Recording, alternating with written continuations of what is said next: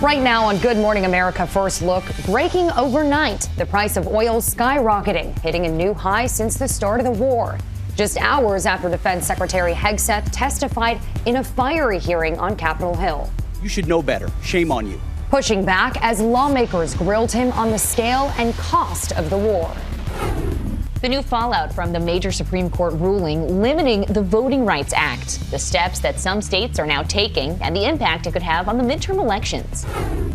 A new look at the suspect accused of attempting to assassinate the president.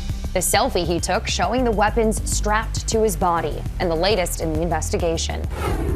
Airplane pandemonium, the new video of an unruly passenger opening the plane door. The big update Costco is making to its famous $1.50 hot dog combo, the first change in more than 40 years. Plus, a look at some award-winning photos that show off Mother Nature's sense of humor. And could a reboot of The Apprentice be in the works?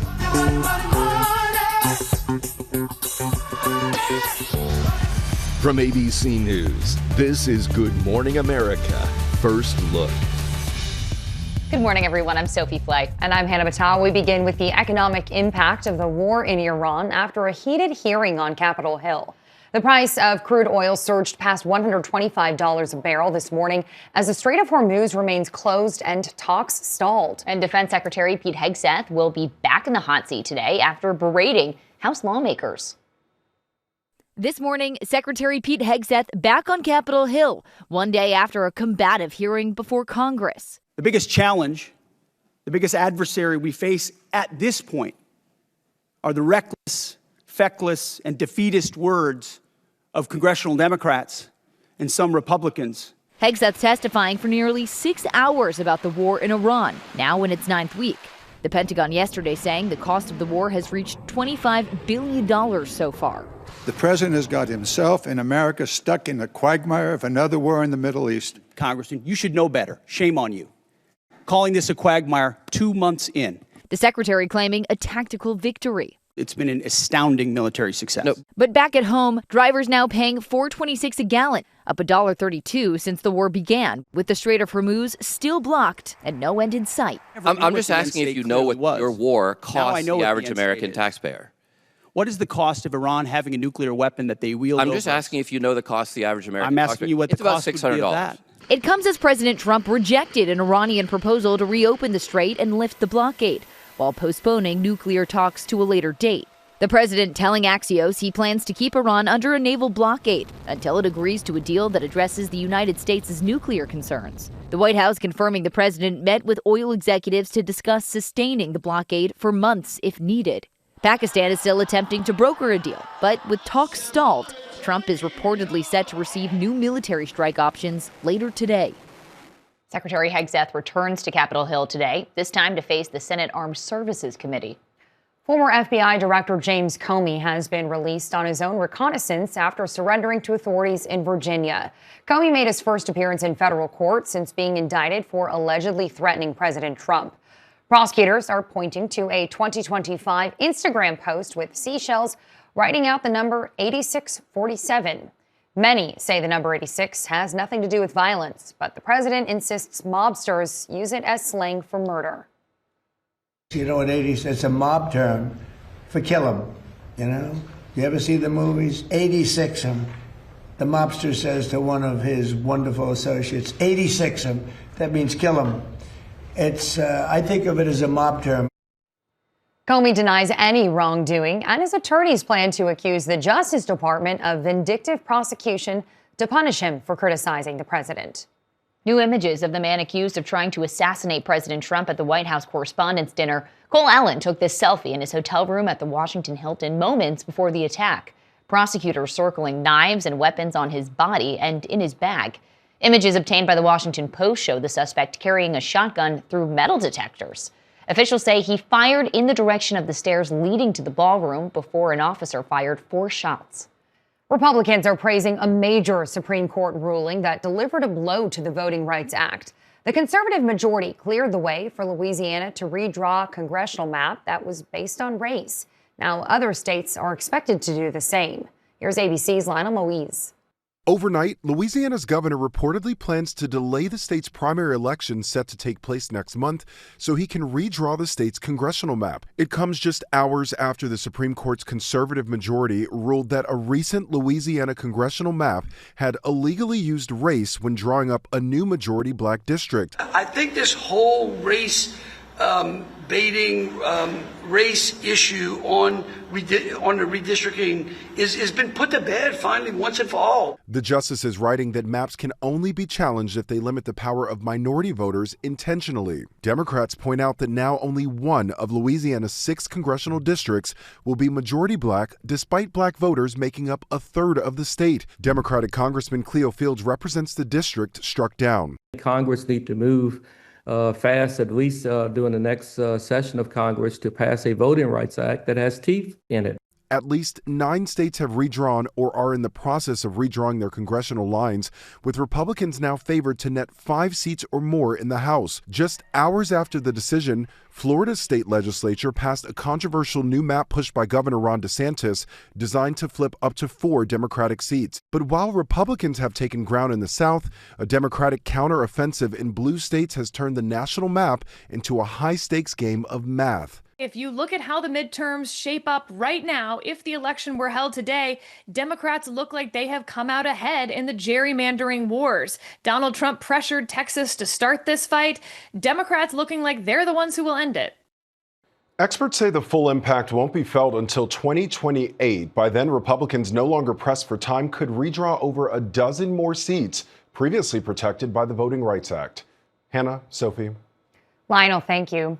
King Charles and Queen Camilla wrap up their U.S. visit in Virginia today. They spent most of yesterday here in New York placing flowers at the 9/11 memorial, honoring those who died nearly 25 years ago.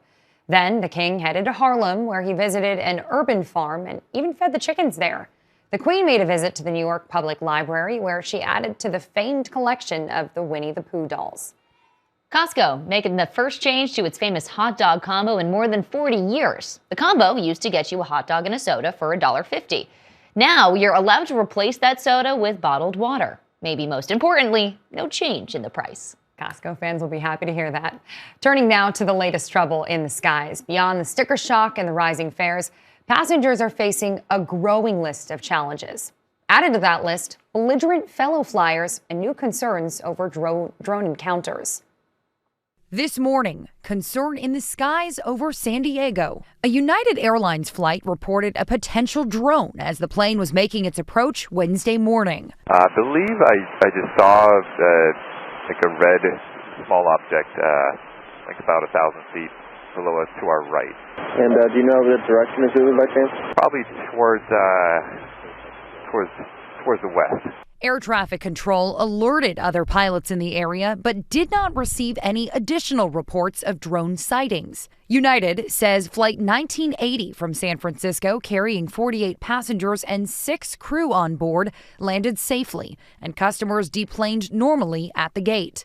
The airline found no evidence of a drone hitting the plane, but the FAA is investigating. Earlier in the week, on another plane, an unruly passenger threatening to get off the jet. How long has it been delayed already? 3-4 hours, and now you're talking another hour? Get me to the gate. I want off. Video posted on Reddit shows the man opening the door to a Delta flight on Monday while it was taxiing in Atlanta. If we have a situation with a passenger, it's not going to be pretty. The plane returned to the gate where law enforcement removed the passenger. Off the plane. And another passenger was removed from a Delta flight departing from Miami earlier this week for refusing to hang up on a phone call. Both Delta flights were delayed, but eventually made it to their destinations. We now know it was a tornado with winds up to 145 miles per hour that devastated parts of Mineral Wells, Texas, west of Dallas on Tuesday. Officials say 5 people were hurt. The police chief there calling it a miracle that no one was killed. The same storm system brought softball-sized hail to Springfield, Missouri, where windows of cars were shattered at the airport. And at a Walmart, the manager says large hail destroyed the store's 24 skylights and knocked out the power. More hail could be part of storms today, mostly along the Gulf Coast. Time now for your Thursday morning weather. Good morning. After 7 straight days of covering widespread severe weather, we finally get a break. There will be some thunderstorms from West Texas along the Gulf Coast, maybe some severe weather across West Texas. Some rain in the northeast in the morning, cool in the wake of the front across the Midwest. It is nice in the west. There are the showers leaving New York City this morning. Boston takes a little longer. Some rain in northern New England the rest of the day. Then you follow that front. It stalls down in the south. That means beneficial rainfall going into the southeast through the weekend. That's your forecast. I'm ABC News senior meteorologist Lee Goldberg. Coming up, gruesome new details in the murder case of singer David, how prosecutors claim he disposed of his alleged victim's body. Also ahead, the secret ingredient in an ex-fast food worker's alleged scheme to steal thousands. And World Cup fever, a new line of Federation jerseys for your best friend about to drop. Did your favorite team make the cut? Back now with police body camera video showing the tasering and arrest of a suspect accused of stabbing 2 Jewish men in London. Police say the 45-year-old man has a history of serious violence and mental health issues. The victims are in stable condition. One British official this morning calling anti-Semitism a national security emergency. A former Chick-fil-A worker in Texas is under arrest, accused of using mac and cheese as a scheme to steal $80,000.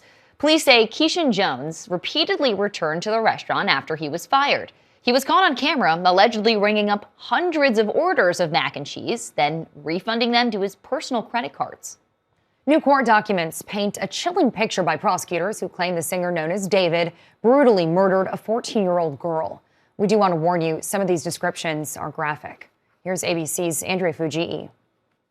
This morning, prosecutors offering new details about the gruesome death of a 14-year-old girl who they say was killed by the singer David.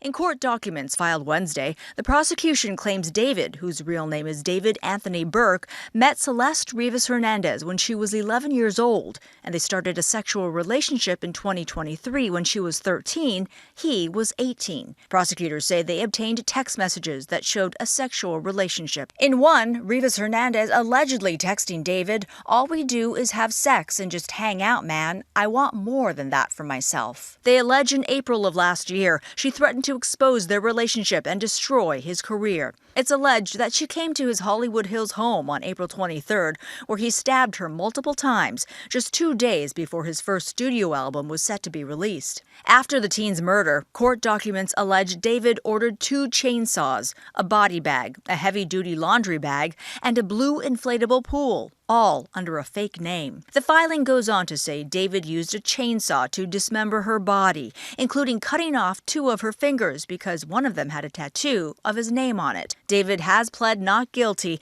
and his lawyers have said in the past they will vigorously defend David's innocence. Former federal prosecutor Nima Rahmani believes Burke's defense will most likely argue that Celeste accidentally died from an overdose and Burke panicked, cutting up and hiding her body. If you're looking at the 3 sets of charges, the mutilation of a corpse is the least serious. So if they can somehow fall on that and avoid either the sex crimes or the murder itself, that would be a huge win for the defense. The victim's remains were found in the trunk of David's abandoned Tesla last September, 1 day after she would have turned 15.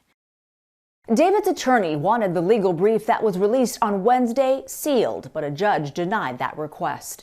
He's due back in court next month. Sophie, Hannah.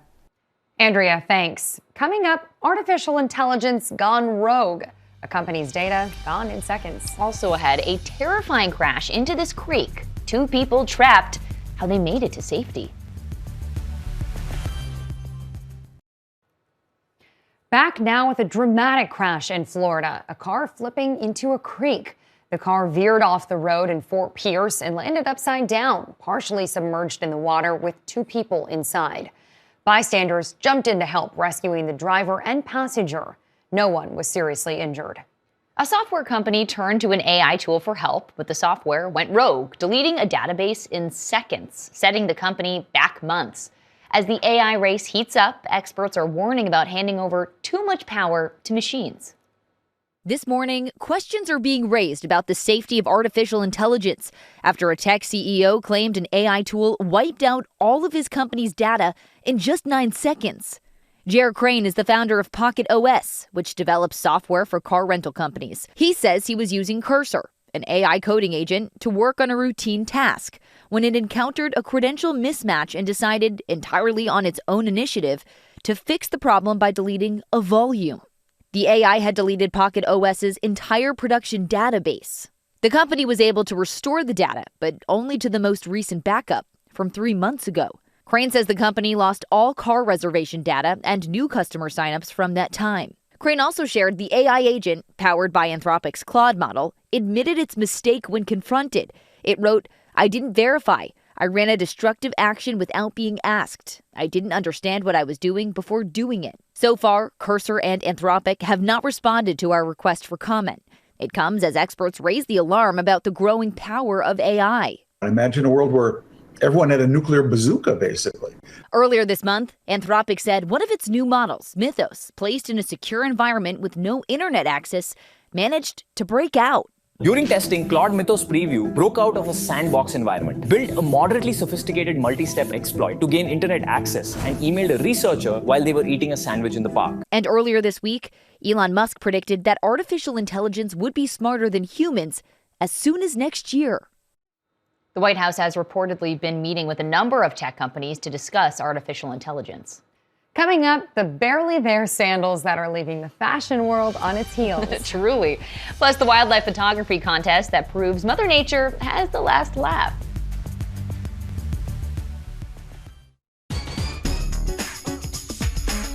Time to check the pulse. We begin in the wild, but on the comedic side. Yeah, this was quite a moment. A photographer in England taking this photo and captioning it, "Now, which direction is my nest?"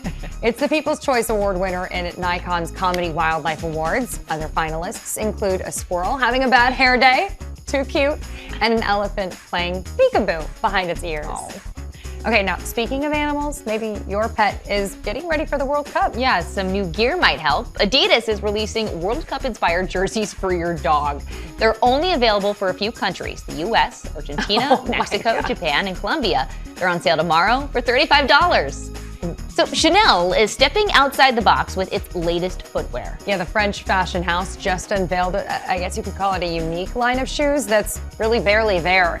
Now, it covers your heel, and then it has those ties you see around the ankle to hold it in place, but the rest of the foot, that's just you and the ground. The sandal is getting mixed reviews, with fans calling it bold and playful. The Apprentice might be making a comeback without Donald Trump. Amazon is reportedly considering a reboot of the reality show. The Wall Street Journal says this time the president's eldest son, Donald Trump Jr., may be the one saying, "You're fired." Sources tell the paper no one has spoken with the Trumps about the idea yet. Top headlines next.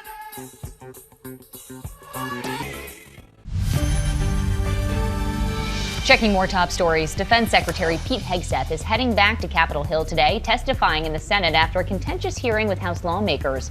They clashed over conflicting justifications for the war in Iran, which so far has a price tag of $25 billion.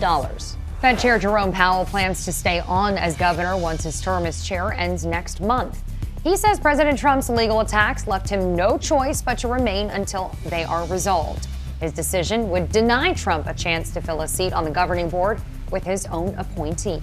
Sources say Spirit Airlines could run out of cash within days, not weeks. The budget carrier is in talks with the Trump administration about a rescue deal worth up to $500 million.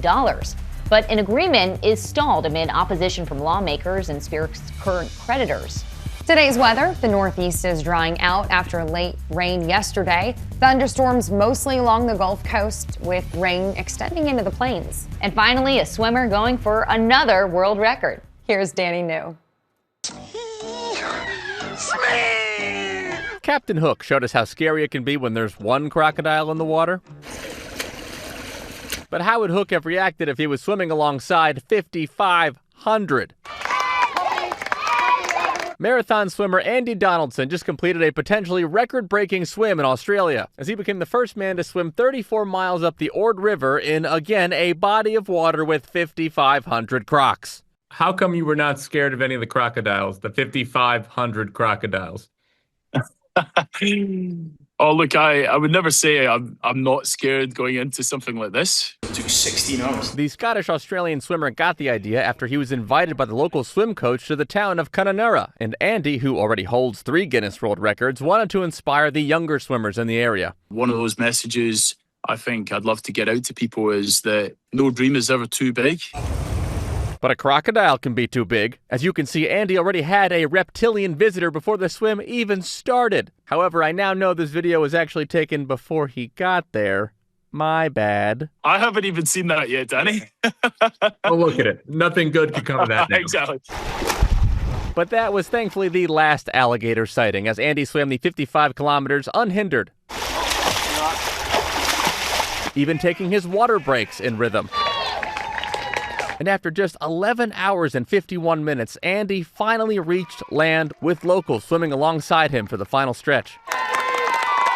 Then, despite experiencing cramps, quote, pretty much everywhere, it was time for Andy to give a lot of high fives. You may have noticed, guys, one shot in the beginning of the piece, but there was a fake crocodile head that people put in the water to try and scare Andy, but he says he was so locked in he did not even notice the crocodile head. Would make you swim faster. That's your Good Morning America First Look.